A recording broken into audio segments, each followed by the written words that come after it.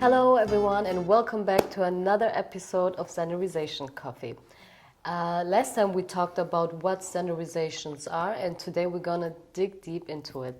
And of course I have Sushmit here with us. So, hi, how are you? Hello, I'm good. How about you? I'm good. So I'm really happy that you're here. And yeah, so last time we figured out what standards are and who creates them, but now I'm curious, of course. How does it all actually happen? Like, do these engineers just Zoom call their way to agreement, or how is it? Not really, although I wish it was so simple.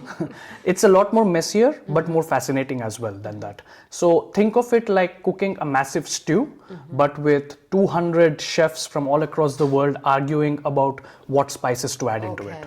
Okay. So that sounds fascinating already. So let's zoom in. What's 3GPP's actual role? I know it's one of the standardization organizations, but they don't control the whole 5G, 6G universe, right? No, they don't. Okay. So think of standardization as a relay race. So it starts with visions and ideas from governments or global alliances. Then it moves to groups such as ITU, which is the International Telecommunication Union. What they do is they translate these visions and ideas into high-level requirements. For example, 6G should support holographic communication, something like that. That's where 3GPP then steps in. So 3GPP takes these high-level requirements and translates them into detailed technical blueprints. Okay, interesting. So 3GPP is like the architect designing what actually needs to be built. Exactly. Okay. So we specify how networks should talk, how devices should connect with each other, and what protocols run behind the scenes. Okay. And after all of this, the vendors then implement it, and finally testing ensures that everything works seamlessly. Okay, but what is it like to be in the thick of this? Like, say you're attending a 3GPP meeting, what's the process? Okay, let me walk you through it because it's an entire rhythm. Perfect, so first of all, you have a lot of meetings that take place year round, right? So depending on which working group within the organization, you have several meetings taking place throughout the year. 2 weeks before each meeting, you have a hard deadline. And every company is supposed to submit what we called as T-docs. And these are nothing but contributions. So every company is supposed to submit their contributions by this hard deadline. These contributions are like proposals. For example, here's how handover is supposed to work. Here's a better compression algorithm. Okay, got it. Right? Here's how roaming is supposed to work, something like that. And all these submissions are made via an online portal of 3GPP. Where you can also view and download the contributions from all the other companies. Then you have the week before the meeting. That is where the real studying starts. So you go through hundreds of contributions from other companies, trying to figure out which company's idea aligns with your proposal, or what idea might block your own idea or your company's vision, and where can we reach a compromise. While doing so, you're also consulting with other teams within your own organization or company, ensuring that everyone is aligned and on the same page. Yes, makes and sense. Accordingly, you prepare for the debates that will take place the next week in the meeting itself. Then you travel to the venue of the meeting. And these could be anywhere. It could be in Tokyo, Prague, Hyderabad, Beijing, Dallas, because these meetings take place all across the world.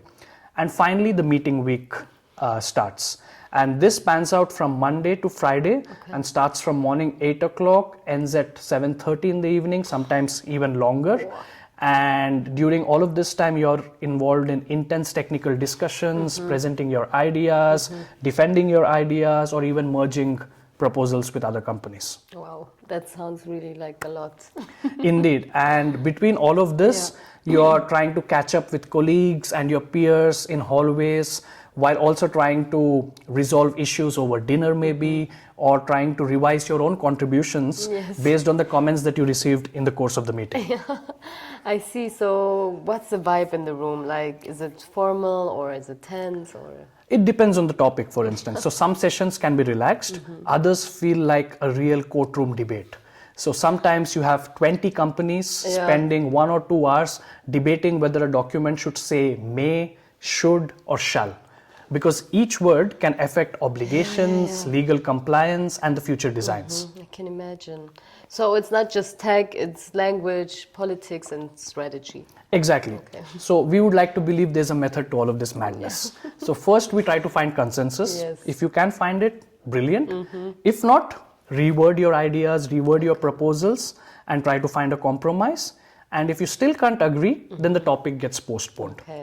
We have a saying in 3GPP, it's quite funny actually. We say everyone can never expect to be completely happy. Yeah, that's so the true. motto is that everyone is equally unhappy. This is so good. That's the goal. This makes totally sense. But yeah, sounds exhausting, of course. And I've got one last question for you. Why do companies invest so much and go through all of this? Good question. So the one word answer to this would be influence. Because shaping the standard means shaping the future. And if your idea or your proposal makes it into the standard, then it's implemented worldwide.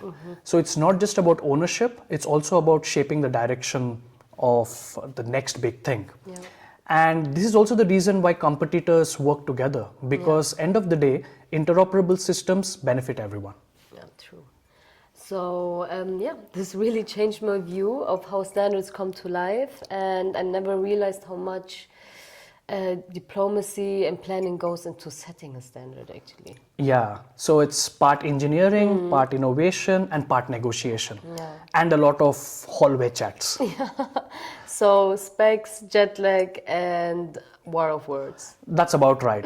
And coffee, always coffee. Perfect. But yes, it's fascinating space where real world technology is negotiated before it hits our phones. Yeah, perfect. So thank you for that. Thank you And- for having me, and pros to that. Promise to that.